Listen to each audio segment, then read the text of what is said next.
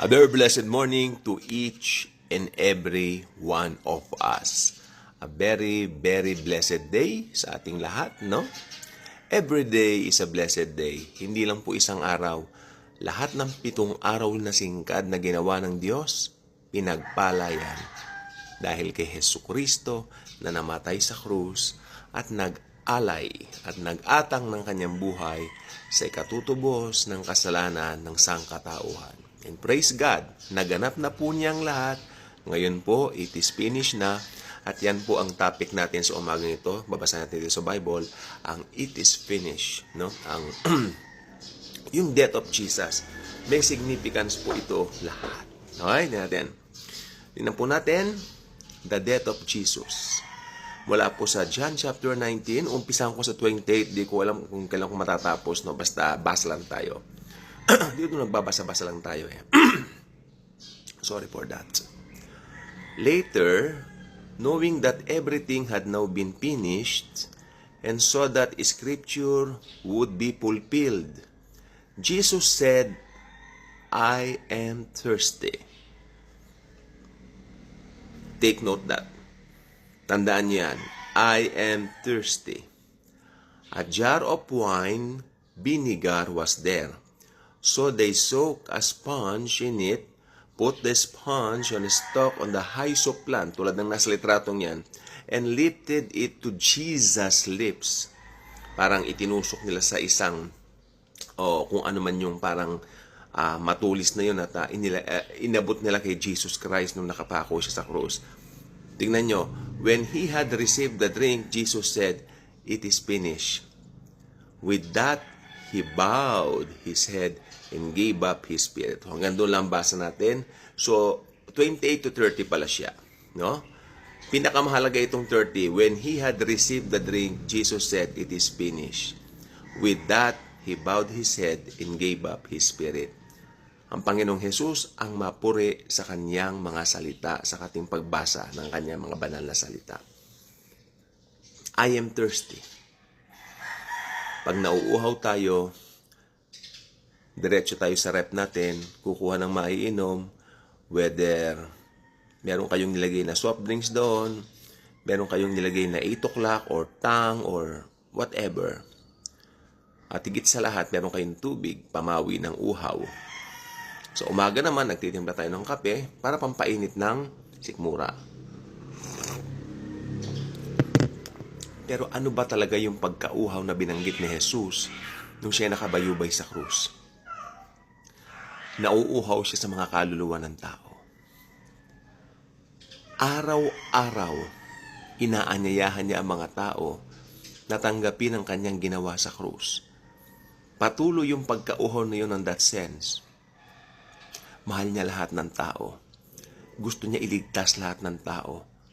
Kaya nung Old Testament times, ang mga tao inaabot na pilit ang Diyos, subalit laging nabibigo, laging pumapalpak, laging nagmimintis, at laging bumabagsak ang tao sa kanyang nature, sa kanyang abang kalagayan.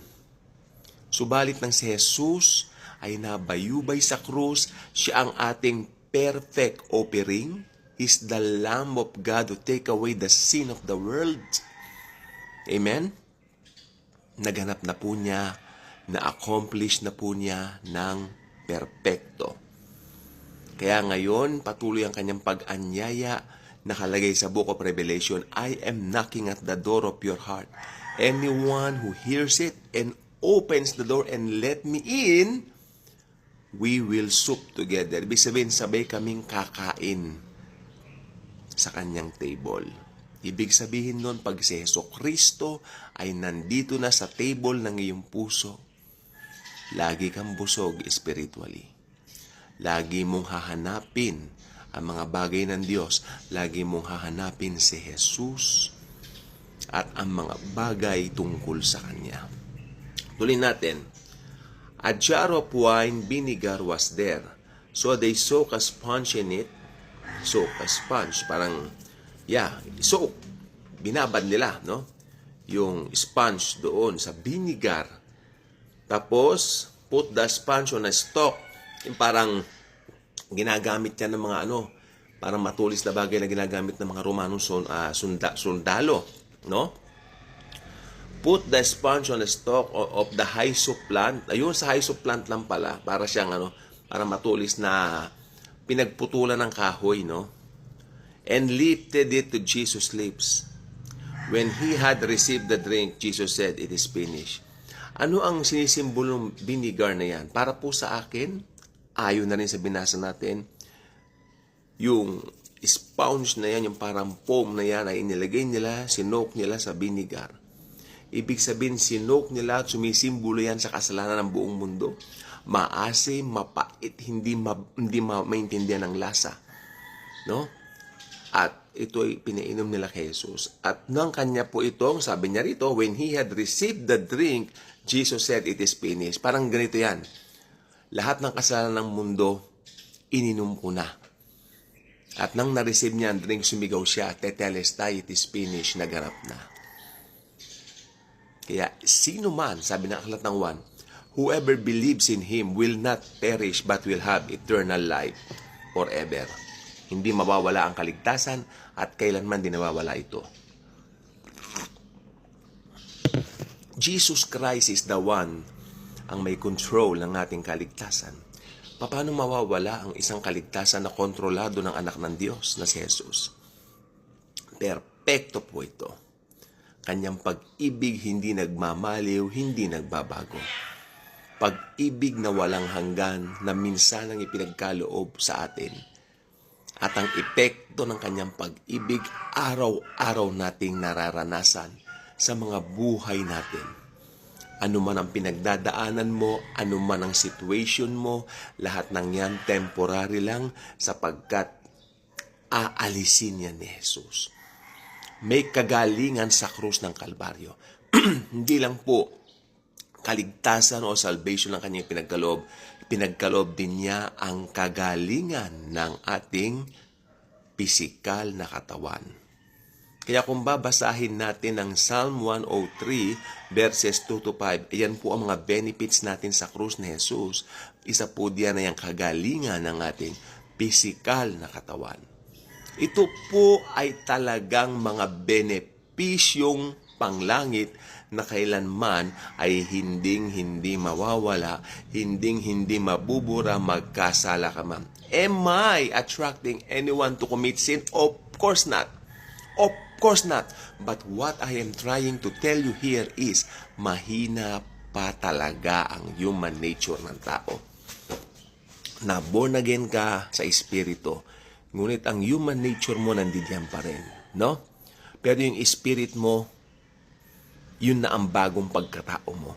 Kaya nga sa 2 Corinthians 5:17, if anyone is in Christ, he is now a new creation. Behold, the old has passed. And behold, all things become new. It's very easy to understand and to analyze if you just wish to analyze it dearly coming from the heart. At hindi tipong nire-resist mo dahil meron ka ng kinagis ng paniwala, meron ka ng rehilyon, na yung rehilyon, it's a blunder na talagang pwedeng harangin ang kaligtasan. Hindi na po ako magbabanggit. Anyway, kahit banggitin ko niyo kilala, isang miyembro po ng kulto ang namatay. No? At siya po ay pumanaw ayon sa post ng kanyang anak dito sa FB. Sabi ko, Lord, nadagdagan na naman ang mga unsaved. Natatandaan ko kasi dati matigas talaga sila. So, it's so sad. Nagmatigas ka rito. Pag namatay ka, sa Hades ka muna. Waiting for that big day para itapon sila sa dagat-dagatang apoy ng impyerno. Those without Christ will be thrown there. Those who reject the gospel of grace will be thrown there. And there will be there forever and ever. Walang katapusan. It's so sad. It's so sad. Ayaw tanggapin ang paanyaya ni Jesus. Samantalang tumutok-tok na nga siya sa pinto ng ating mga puso. At sino man magbubukas, siya ipapasok. At sabay silang kakain. Magpakailan-kailanman. Ibig sabihin niya ng kanyang presensya ay nandyan lagi. Kung hindi ka pa ka-good vibes, maging ka-good vibes ka na. Click the subscribe button, share the video, share Jesus. Maraming salamat. God bless sa ating lahat. Kapit